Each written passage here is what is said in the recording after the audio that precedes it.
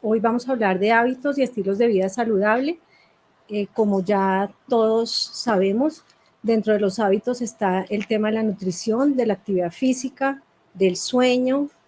Vamos a estar tocando estos temas durante nuestra charla y vamos a comenzar por el tema de nutrición. Esta es la agenda que voy a seguir en la tarde de hoy, en la problemática de la nutrición, los conceptos básicos, la evolución de la nutrición, factores de la nutrición, patrones de alimentación y los mensajes para llevar a casa. El tema de la nutrición es una crisis nutricional global que ya todos conocemos, no es nuevo, es un tema que ya lleva varias décadas y no se le ha dado la importancia que se le ha tenido que dar tan rápidamente porque se ha instaurado lentamente y sobre este tema influyen muchos factores. Entonces, podemos saber, y es realmente una crisis, debido a que tiene un tema de salud unido al tema de bienestar. Hay hambre, hay disparidades, desigualdad, los costos y el acceso al tema de salud, el tema de sostenibilidad de cambio climático, que también tiene que ver con todo el tema de agua, de las tierras, de la deforestación, de los gases, el presupuesto del gobierno y actualmente todo el tema que nos lleva a la obesidad y la aparición de las enfermedades crónicas no transmisibles prevenibles. Entonces, como pueden ver aquí en esta gráfica, las barras azules es todo esto que nos habla de las muertes, el aumento de muertes, y tenemos cáncer, enfermedad cardiovascular, circulatoria, y dentro de todas estas enfermedades de acá, miren qué tenemos acá. Dentro de los factores de riesgo están los riesgos de la nutrición, los riesgos de la inactividad física y el resto de factores que se suman a esto. Este tema de la nutrición ha venido evolucionando, no sé si para bien o para mal. En esta clase no voy a estar hablando qué es mejor, qué es peor, qué es bueno, ni qué es malo. Aquí solamente quiero hacerles un recuento. Siento y en la medida que me meto más en el tema, he visto que esto se ha vuelto un tema entre pasión y confusión. Tenemos los apasionados, entonces entran a una dieta que está de moda, que es la Atkins, otros que están en la dieta keto, otros están en la dieta de bajos carbohidratos y así sucesivamente. Dietas muchas, confusión aún más. ¿Y por qué hablo de confusión? Porque el paciente cada día, aunque no lo creamos, está más confundido. Y esta confusión, ¿por qué se da? Esta confusión se da por la cantidad de información que tenemos en las redes. Los influencers son los que están manejando a nuestros pacientes. Y este tema del manejo de la nutrición por los influencers está orientado básicamente al peso. Entonces, no podemos decir que una dieta es mejor que la otra. Lo que tenemos que entender es cuál es el objetivo al iniciar una dieta en especial. Entonces, de moda, sí, la dieta cetogénica, la Atkins, la paleo, la dieta antiinflamatoria, la DASH, la dieta libre de gluten, la dieta de ayuno intermitente, la dieta mediterránea, la vegetariana. Ahorita está muy de moda la dieta consciente o mindful eating y está la dieta última que ya está empezando a salir, que es la dieta limpia, clean diet, pero esta todavía no está aprobada. Entonces, el resto de las dietas sí están aprobadas. ¿Qué es lo que pasa? Que todos sabemos que la dieta libre de gluten no es una dieta nueva. La dieta libre de gluten se usó en pacientes celíacos. La dieta antiinflamatoria es una dieta que se empezó a usar en pacientes con enfermedad inflamatoria, con lupus, con artritis. Todo esto es la dieta Atkins, la cetogénica. Todas tienen un objetivo cuando se decide llevar a cabo en algún paciente. Entonces, ¿qué es lo que han hecho los influencers? ¿Qué es lo que ha hecho la industria? Es vendernos la nutrición como un tema enfocado básicamente al peso, a la estética. Entonces aquí vemos una cinta, entonces entre más light, más delgado. Aquí hay otro mensaje en línea, ¿sí? No sabemos qué tan saludables pueden llegar a ser este tipo de alimentos. Entonces, ¿qué es lo que vende la industria? Bajo en calorías, que lo toma la gente como, menos aumento de peso. No es del todo cierto. Libre de grasa, sí. Como es libre de grasa, no estás consumiendo grasa, sí es un alimento saludable. Fortificado con vitaminas, bueno para la salud. Entonces, esto es lo que nos está vendiendo la industria y la gente también quiere actualmente, como ha entrado en otras dietas, las veganas, las limpias, las de mindful, oír es más orgánico, local, fresco, no procesado, bajo en carbohidratos. Entonces, es la confusión y cómo en la medida que va progresando el tema nutricional, este tema se va volviendo cada vez más confuso. No estamos siendo claros con los conceptos. Entonces, los invito a que durante mi charla podamos analizar algunas situaciones, por ejemplo, como esta. Entonces, aquí dice, tenemos una ensalada de pollo que nos aporta 720 calorías.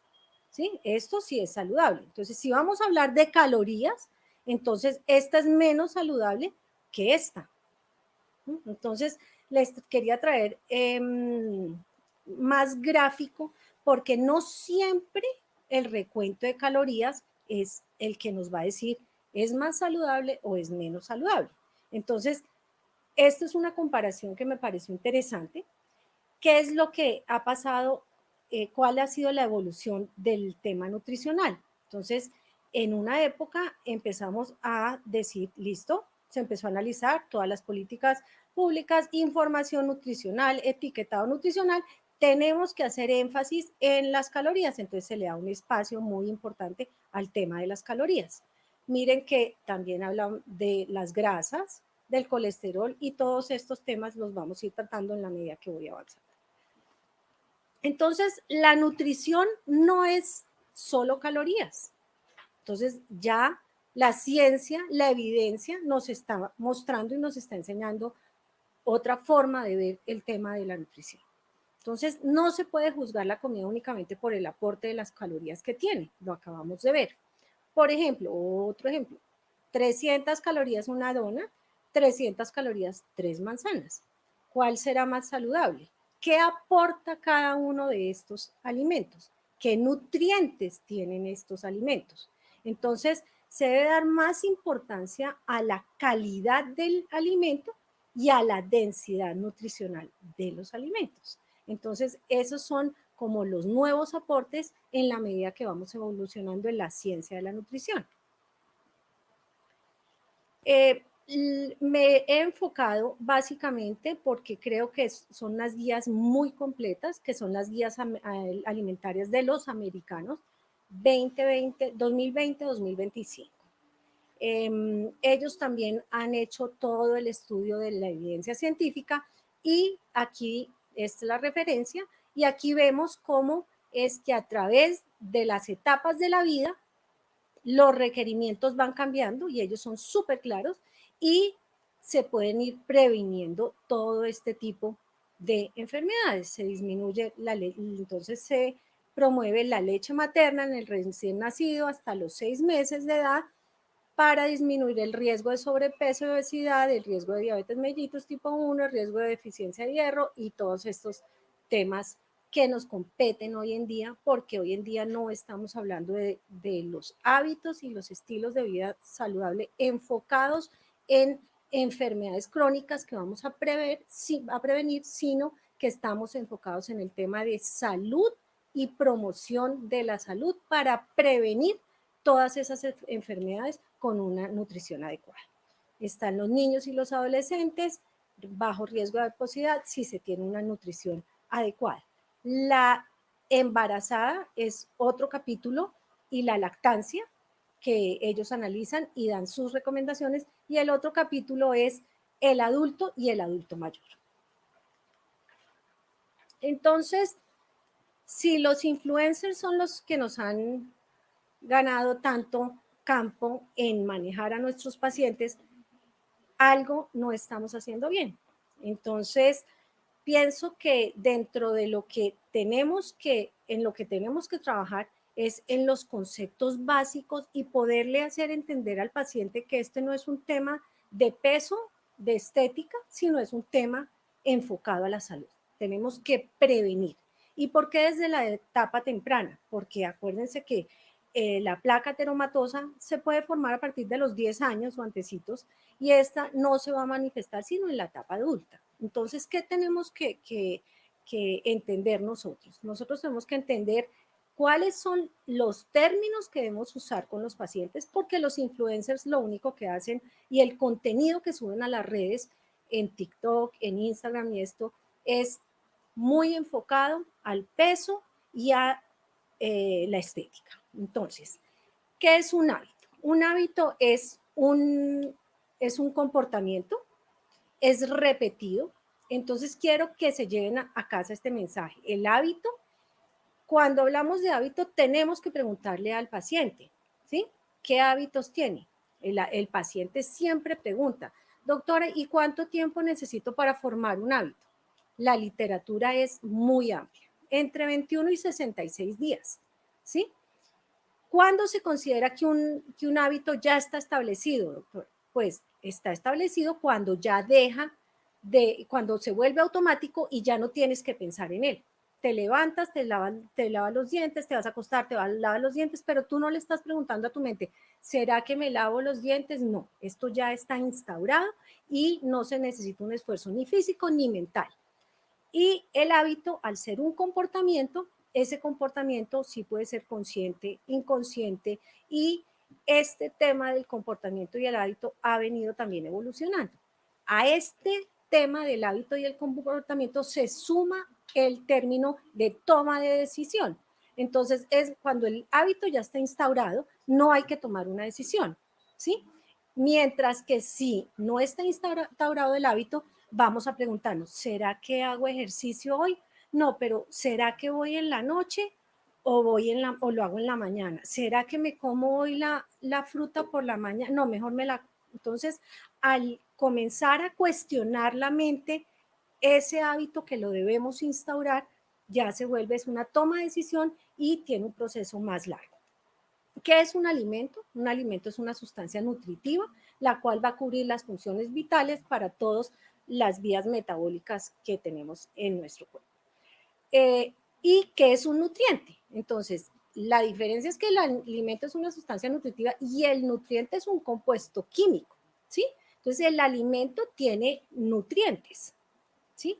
Hay nutrientes esenciales que tenemos que entender que se los aportamos al cuerpo con la nutrición. Y en el nutriente, este concepto de la densidad del nutriente es un concepto actualizado, es de lo último que se está hablando. Y el otro tema que tenemos que tener en mente es el patrón de alimentación, que es la recomendación de la combinación total de los alimentos y bebidas que una persona debe consumir. Entonces, dentro de los patrones de alimentación, las guías hablan de tres: el tradicional, el patrón de alimentación tradicional, el patrón de alimentación vegetariano y el patrón de alimentación mediterráneo. Entonces ahí es donde vamos viendo que sí se les está dando campo a los otros gustos y preferencias de otras personas. Hay personas que quieren ser vegetarianas, perfecto. Hay un patrón de alimentación con unas guías de nutrición para ser vegetariano, pero tenemos que cuidar lo más importante, que son estos nutrientes. Entonces, instauramos el hábito alimentario, entonces yo decido que me voy a comer las frutas, las verduras, entonces ya se me vuelve un hábito, ¿sí? Y ahí sí puedo considerar que tengo una alimentación saludable. Mientras yo no tenga el hábito de comer alimentos con nutrientes, rico en nutrientes, pues no tengo una nutrición saludable.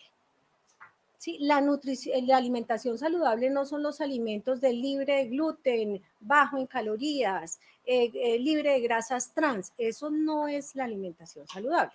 Entonces, al instaurarse el hábito alimentario, tenemos una alimentación saludable y esta alimentación saludable va a llevar a que tengamos una nutrición completa.